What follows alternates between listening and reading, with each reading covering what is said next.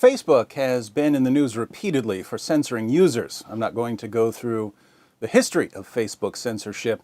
You can look that up on Google or here on YouTube. I'm just going to add yet another example of what Facebook does.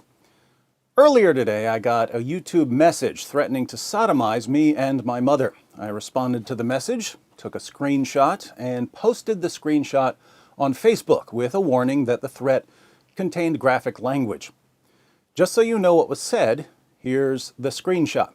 And since we're all in the mood for censorship, I'm going to censor some words as I'm reading, but I'll leave them on the screen so you know what's being censored.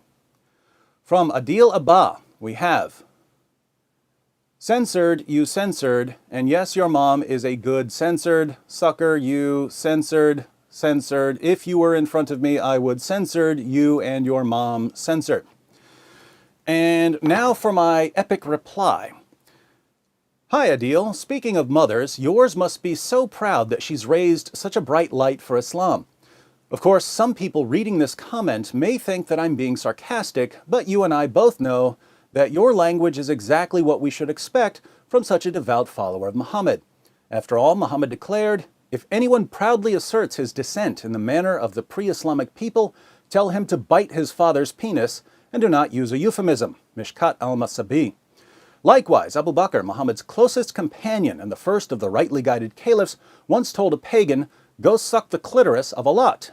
History of al-Tabari. It's good to see that you're trying to be consistent by truly emulating your prophet instead of emulating the Walt Disney version of Muhammad so familiar to Westerners. Since I respect your attempt to follow your worldview wherever it leads, I also respect you enough to tell you that you're following the most obvious false prophet in history. Here are 50 reasons Muhammad was not a prophet in under 5 minutes. Surely you can take 5 minutes out of your busy schedule of threatening to sodomize people's mothers to learn some more facts about your false prophet. And there's the video link. So that was the conversation I posted, and Facebook removed the post. I got a message saying, "We removed the post below because it doesn't follow Facebook community standards." I looked at Facebook's community standards. The only guideline I could find that's at all relevant to my post is this: we remove content that threatens or promotes sexual violence or exploitation. Apparently, Facebook means that in a very broad sense. They don't just mean if someone threatens sexual violence, we're going to remove his threat. They mean if you point out that someone has threatened sexual violence, we're going to stop you from pointing it out. And that's disturbing. Normally, if someone is threatening physical abuse on the internet, you want to draw attention to the threat. You want to expose the threat. You want your friends to know about the threat.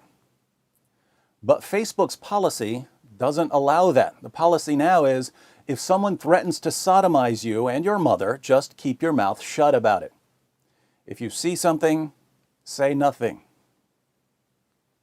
Perhaps Mark Zuckerberg should change the name of his site to Fascist Book.